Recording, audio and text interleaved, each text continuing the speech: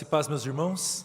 Uma alegria muito grande estarmos juntos novamente para cultuarmos o nome do Senhor, estudarmos a sua palavra.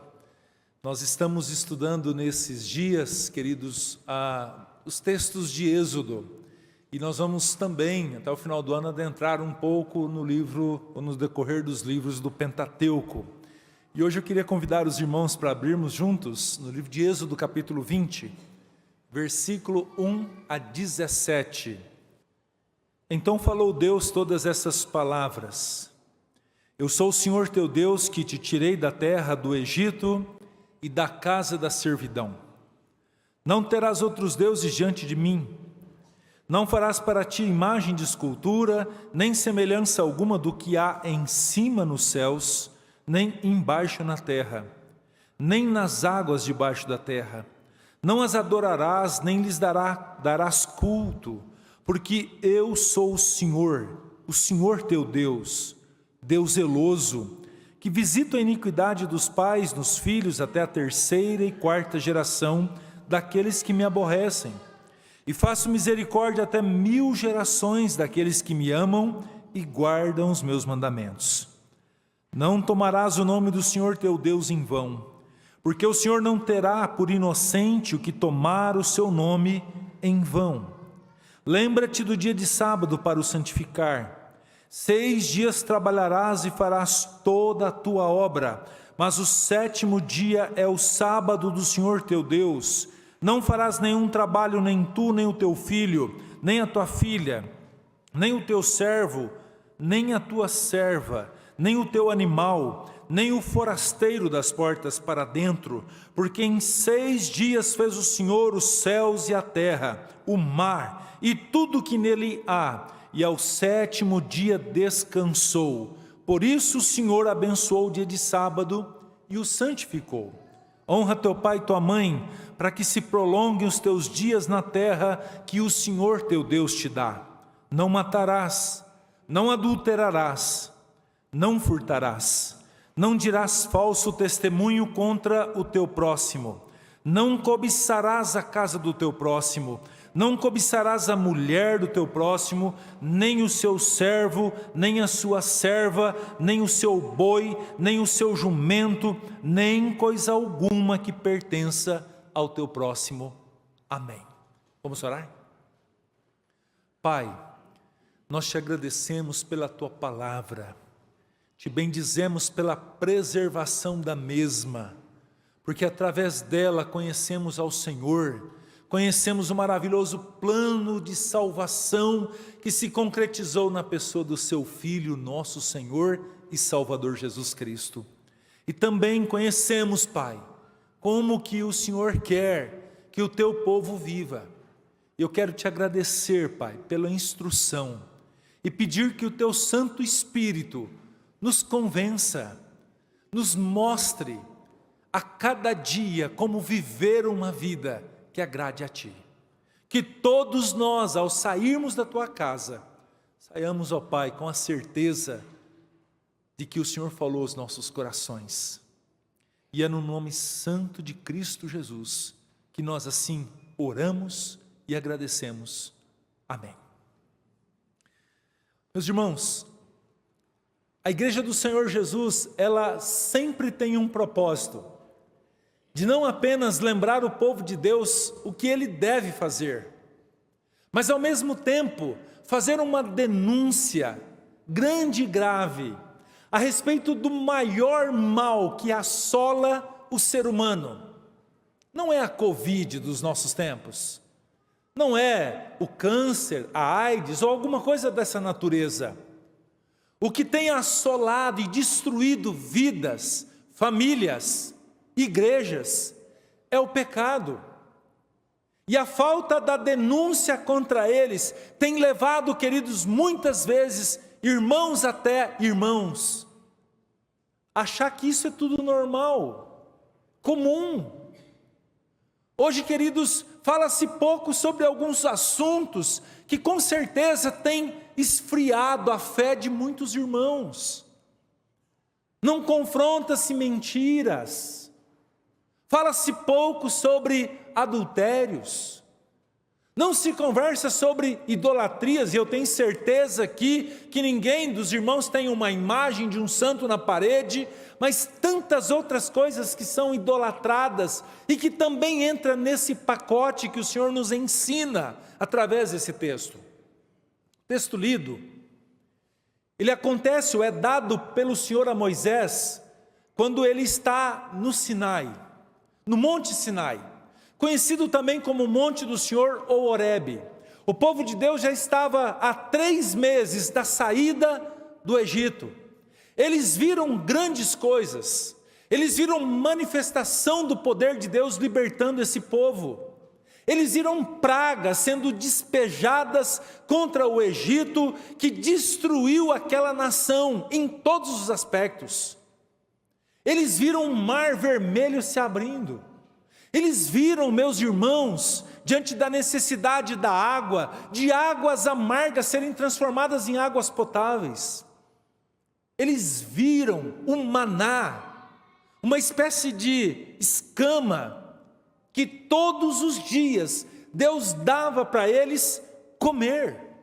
E esse maná apontava para o Senhor Jesus, queridos. E o Senhor, através de uma nuvem, pense, uma nuvem entre a cabeça daquele povo e o sol, trazendo sombra, refrigério enquanto esse povo caminhava. O Senhor cuidando de uma coluna de fogo, com que finalidade? Aquecer esse povo e trazendo direção a eles. Tudo isso eles viram, tiveram a oportunidade de conhecer pelo menos um pouquinho de quem Deus é. Agora nesse texto, Deus chama Moisés para o cume do monte e diz: Moisés, eu vou dar a você as tábuas dos mandamentos. Eu vou dar para você aquilo que eu quero que vocês façam. E nós olhamos, queridos, pelo menos os 10 mandamentos que temos, ele foi dividido em 2 tábuas da lei. E olhando para o texto lido, nós podemos dividi-lo em pelo menos 3 partes. A primeira delas, se você puder acompanhar na sua Bíblia, está registrado no versículo de número 2. E essa divisão tem a ver no sentido de que as ordens que Deus deu, ela está estabelecida naquilo que Ele é e o que Ele fez para o seu povo. Observe, Ele diz assim: eu sou o Senhor teu Deus. O que o Senhor está dizendo aqui é que este Deus que está dando as tábuas dos mandamentos com toda a autoridade, Ele explica por quê. Porque eu sou o Deus Criador dos céus e da terra. Eu sou aquele que em 6 dias criou todas as coisas, que no 6º dia fez o homem à sua imagem e semelhança. Eu sou o Senhor sobre toda a criação. Toda a criação está sujeita a mim, e nada acontece senão pela minha vontade soberana. Eu sou o Deus de seus pais, eu sou o Deus de Abraão, o Deus de Isaque, o Deus do vosso pai Jacó e José. Após ele enfatizar quem ele é, ele continua dizendo: fui eu que te tirei do Egito, foi eu que te tirei da casa da servidão, disse o Senhor. Quem está dando os mandamentos a vocês foi aquele que vos libertou. Eu não precisei da ajuda de ninguém para fazer isso. Eu fui suficiente para humilhar uma nação. Detalhe, a nação mais poderosa da terra daquela época. Fui eu quem fiz tudo isso. E é baseado nisso que o Senhor dá os mandamentos, divididos em 2 partes. E é justamente a 2ª e a 3ª divisão do nosso sermão nesta noite. Porque olhando do verso 3 até o verso 11, nós temos os mandamentos que estão relacionados com o Senhor. E esses são 4 mandamentos. E o primeiro deles enfatiza a existência de um único Deus. E ele diz no verso 3, Não terás outros deuses diante de mim. Queridos, esse mandamento, esse entendimento de que só há um Deus, fundamenta todos os outros mandamentos. A crença e a devoção, o entendimento de que somos servos desse Deus, é extremamente importante, não apenas para nós, mas foi para aquele povo. Por quê? Porque eles viviam uma completa idolatria. Tanto é, meus queridos irmãos, que lá no capítulo 32 de Êxodo, eles entendem que Moisés estava demorando. Eles chegam à seguinte conclusão: Moisés não volta mais, já são alguns dias lá para receber esses tais mandamentos. E essa questão da idolatria, desse politeísmo de deuses, leva eles a fazer algo. Eles fizeram um bezerro de ouro. Eles juntaram pingentes, pulseiras, correntes, derreteram e fizeram um bezerro. Aí você pode falar: peraí, pastor, mas não tem bezerro no contexto de idolatria do Egito. Não tem, mas tem touro. E você sabe por que eles não fizeram um touro? Porque o ouro foi pouco. Porque eles queriam sim adorar um Deus que simboliza a força, a fertilidade. E é nesse contexto que Deus fala assim: Moisés, desce lá, porque bagunçou o arraial. O povo está num culto idólatra. E é nesse contexto que o Senhor traz esse primeiro mandamento: eu sou o único Deus. Não poderia existir, queridos, dúvidas de que esse Deus Criador e Deus da aliança é o único Deus sobre a face da terra. É aquilo que em Deuteronômio capítulo 6, verso 4, o que nós conhecemos como Shema ou Shemá, diz: ouve Israel, o Senhor nosso Deus é o único Senhor. Num segundo instante, dentro dessa mesma perspectiva do nosso relacionamento para com Deus, agora do verso 4 ao verso 6, tinha a ver com imagens e adoração a essas imagens. Nós observamos, queridos, que esse Deus Criador, Ele não pode ser representado em nada que seja pela imaginação da criação humana. Esse Deus, Ele fala, Ele é ouvido, e Ele não pode ser visto, e muito pior, apalpado.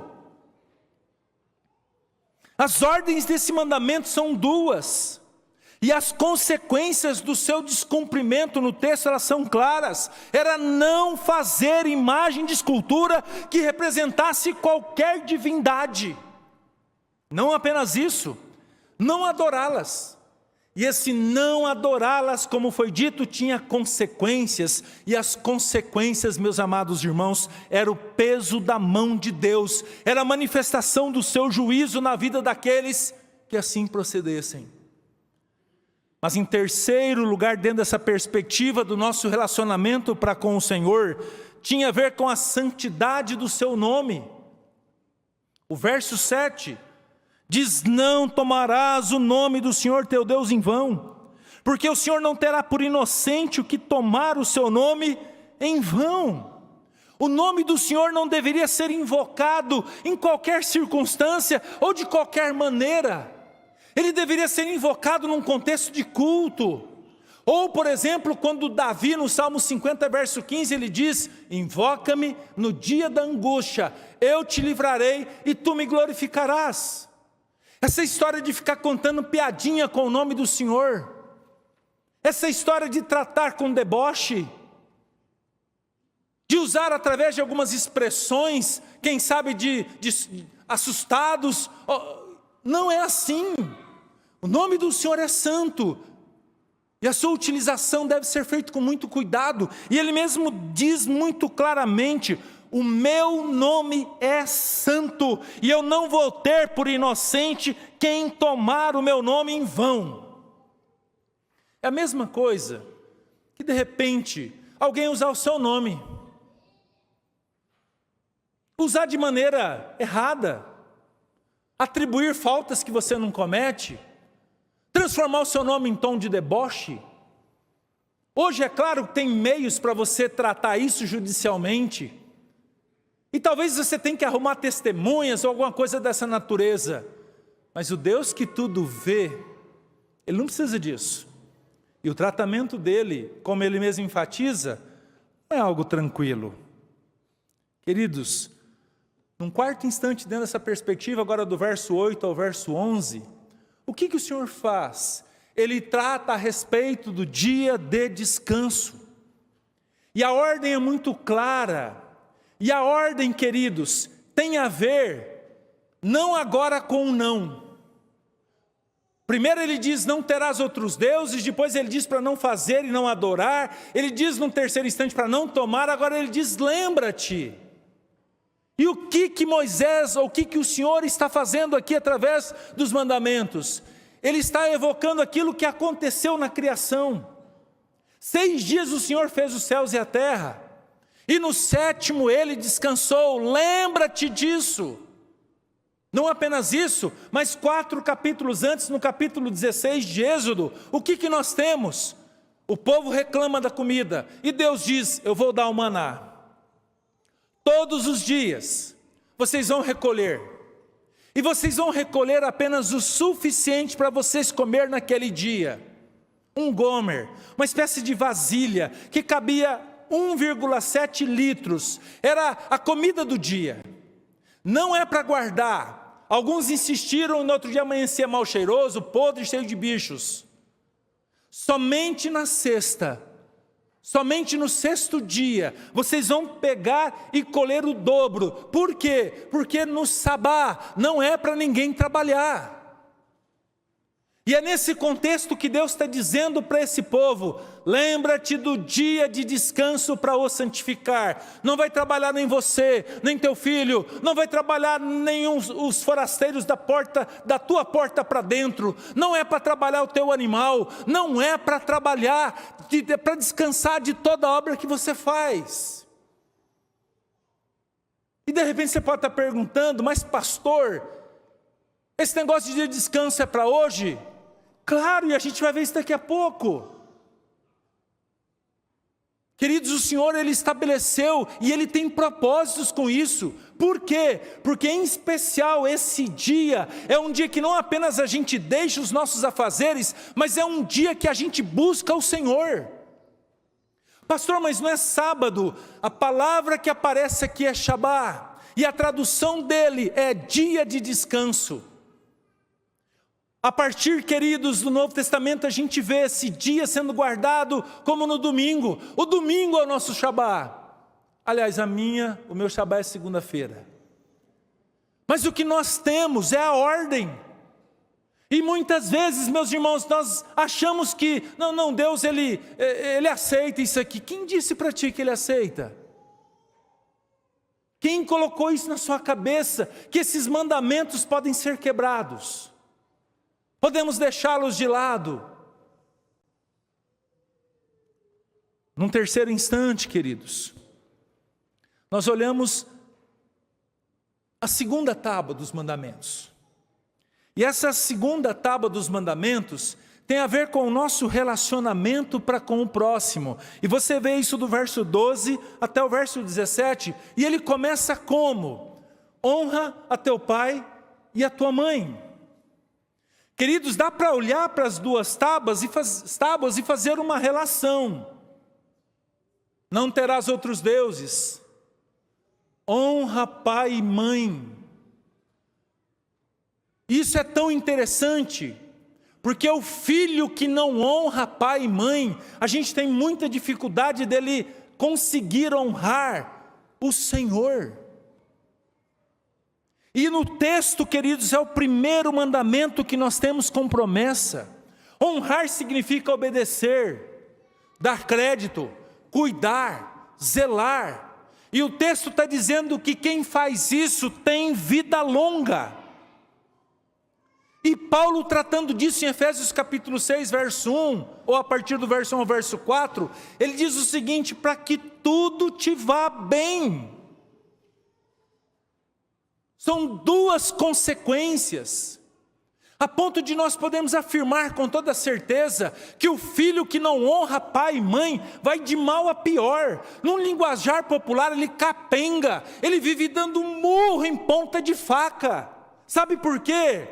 Porque ele não tem a bênção do Senhor. Não tem. Não adianta teimar, a gente sabe onde isso vai dar. Mas não apenas isso. Dentro dessa questão de relacionamento com o nosso próximo, ele diz: não matarás, não adulterarás, não furtarás, não dirás falso testemunho contra o teu próximo, e não cobiçarás a casa do teu próximo, a mulher do teu próximo, o servo, a serva, o boi, o jumento, nem coisa alguma que pertença ao teu próximo. A gente olha para as tábuas dos mandamentos, queridos, e a gente olha a ideia de não adorar outro, não fazer imagem, não adorar outro. Isso chama-se prostituição espiritual. E ao mesmo tempo nós temos na palavra para que não houvesse adultério. E a gente poderia passar a noite fazendo algumas comparações. Mas o que nós temos, queridos, é que a referência desses mandamentos norteava a conduta amistosa, não apenas entre aqueles judeus durante o tempo de peregrinação, dentro da terra prometida também, e eu e você nos nossos dias. A simplicidade da ordem, não registrando os seus pormenores, demonstra a objetividade do que se pretendia. Uma conduta reta e justa, respeitando cada um o seu próximo. Diante dessa exposição, queridos, eu trago algumas conclusões para os amados. E a primeira delas, a lei, os mandamentos da lei de Deus, ela tem o propósito de mostrar quem realmente nós somos. Quem realmente eu e você somos de fato e de verdade. E por que isso é importante, queridos? Porque muitas vezes nós pensamos além daquilo que nós somos. E a lei é como um espelho. E é nesse espelho que nós olhamos e de fato vemos a nossa realidade. E o que a lei nos ensina é que nós somos pecadores. E tudo aquilo que ela proíbe, na realidade, é exatamente tudo que nós fazemos e pensamos. Nós somos transgressores dessa lei. E às vezes nós temos um pensamento contrário a esse. Entendemos que a lei era algo apenas observado no Velho Testamento. E alguns chegam até a dizer: não, olha pastor, a lei já passou, não precisamos observar mais isso não. Nós estamos debaixo da graça. Quem te disse isso? Porque isso tem desobrigado as pessoas de observar aquilo que é errado ou não. Isso é tão estranho que o próprio Senhor Jesus, no capítulo 5, no Sermão do Monte, verso 17, ele diz: eu não vim revogar a lei. Eu não vim tirar um tio dela, uma vírgula. Eu vim cumprir, disse o Senhor Jesus. E é mais estranho ainda porque durante todo esse momento do Sermão do Monte, o Senhor Jesus cita a lei e ainda faz algumas observações. Observe comigo o capítulo 5 de Mateus. Olha só, versos 21 e 22. Ouvistes o que foi dito aos antigos: não matarás, e quem matar está sujeito a julgamento. Eu, porém, vos digo: todo aquele que sem motivo se irar contra o seu irmão estará sujeito a julgamento. É como se tivesse matado o irmão. Meus irmãos, e não é isso que muitas vezes acontece com a gente? Ira. E ele ainda diz: quem proferir um insulto a seu irmão estará sujeito a julgamento de tribunal. Quantas vezes isso acontece? E ele encerra o verso 22 dizendo que quem lhe chamar tolo estará sujeito ao inferno de fogo. Observe, queridos, o que está subentendido dentro do não matar.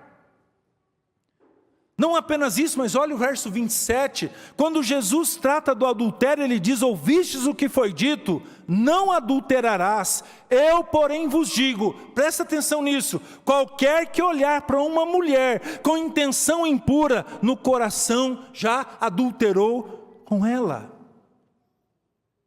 O Senhor Jesus é mais enfático ainda. Talvez seja por isso que na sequência ele disse: o teu olho te faz pecar, arranca. Que é muito melhor você entrar apenas com o olho do que com os dois você ir para o inferno. Queridos, assim, o Senhor Jesus não veio revogar nada da lei, e sim cumprir a mesma. E essa lei mostra claramente quem eu sou, um pecador carente da graça do Senhor.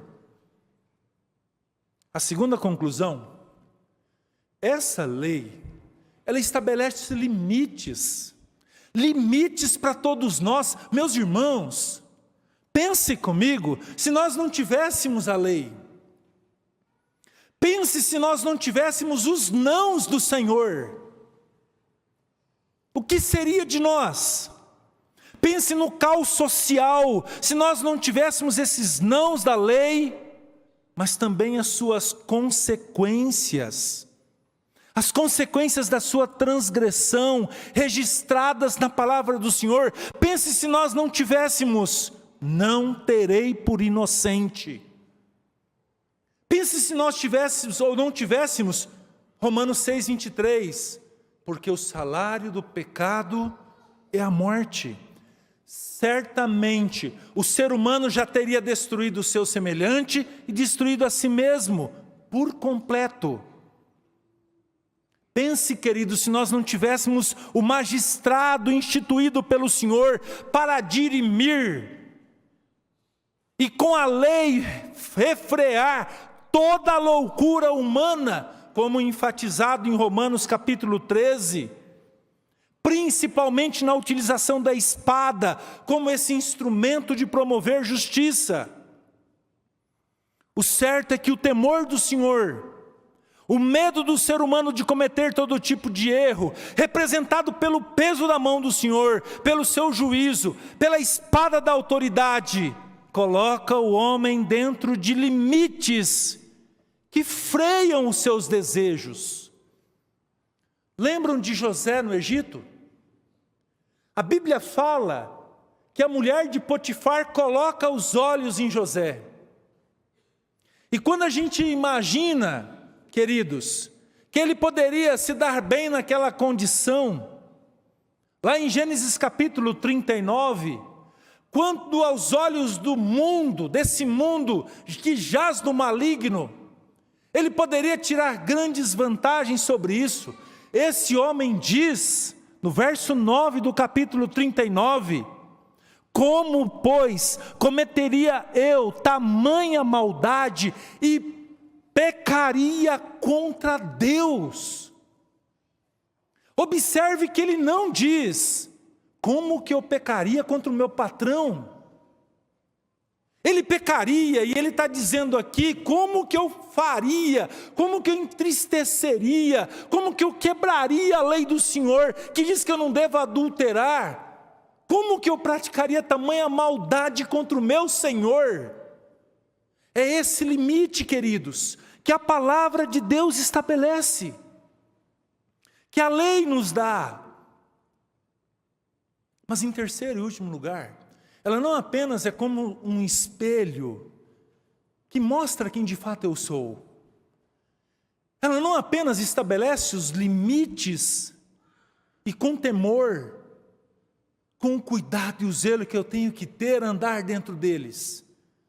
Mas em terceiro e último lugar, queridos, essa lei, ela nos serve de aio para nos apresentar a Cristo. Paulo, escrevendo aos Gálatas, no capítulo 3, verso 24, ele diz: de maneira que a lei nos serviu de aio para nos conduzir a Cristo, a fim de que fôssemos justificados por fé. Aio seria aquele escravo à disposição que pega na mão, geralmente da criança ou do ser humano, e o conduz ao conhecimento. Paulo usa essa figura, e aio aqui em Gálatas capítulo 3, aparece a palavra paidagogo, que é aquele que educa, aquele que conduz ao conhecimento, e ele utiliza essa expressão para nos mostrar que a lei tem o propósito de pegar na nossa mão e nos levar a Cristo. E por que Paulo diz isso? Porque olhando para a lei, nós temos apenas um sentimento, o sentimento de culpa. Olhando para a lei, nós conseguimos, ou somos considerados culpados, condenados à perdição eterna.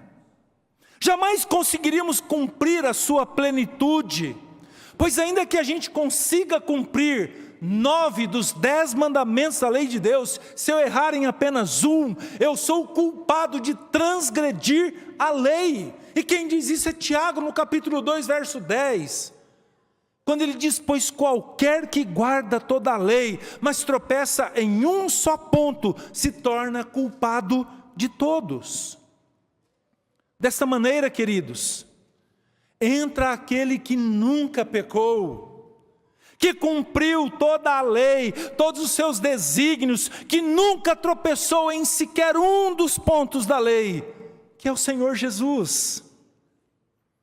Se por intermédio da lei todos os homens se tornam culpados, condenáveis, injustos,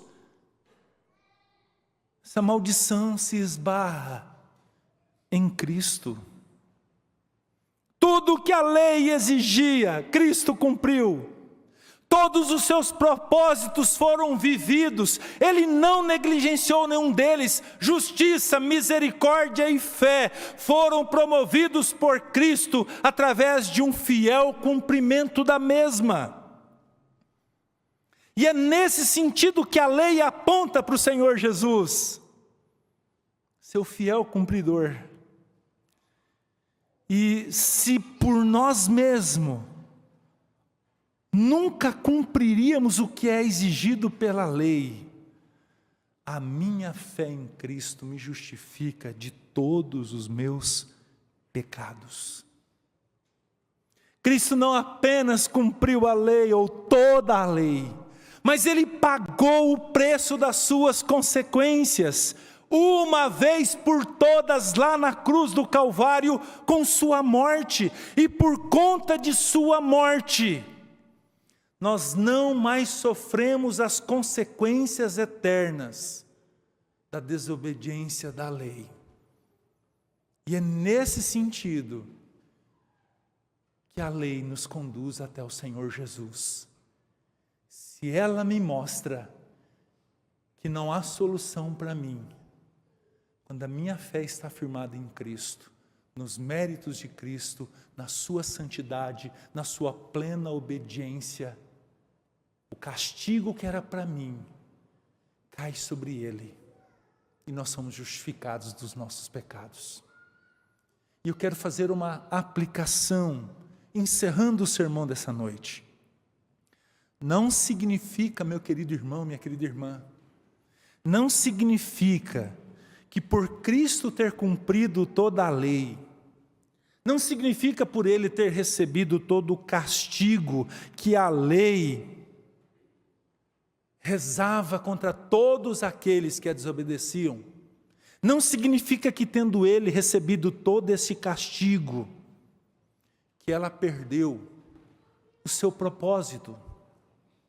Ela continua nos mostrando o que é pecado. Foi o que o presbítero Hernan leu durante a liturgia, quando no capítulo 3, verso 4 de 1 João diz, o pecado é a transgressão da lei.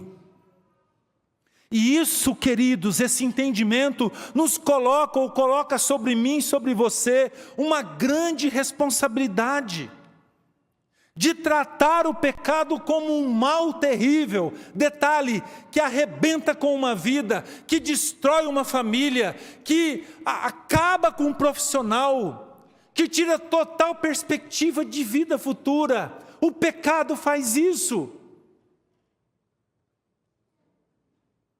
Não apenas tratar isso como um mal terrível, mas um comprometimento de viver em santidade. E foi para isso que o Senhor converteu o nosso coração. Não é para a gente abraçar esse lamaçal. Não é para a gente viver em completa desobediência. Nós somos convertidos pelo Senhor e separados. E nós temos o seu pastoreio. E o seu pastoreio, para mim e para você, lute contra todas as armadilhas. Lute contra a influência, lute contra todos os seus desejos, coloque eles diante do Senhor, desejos pecaminosos, e peça para o Senhor: Pai, dá santidade à minha vida. Pastor, mas eu já estou nessa condição de pecador. Arrependa-se, isso é sério.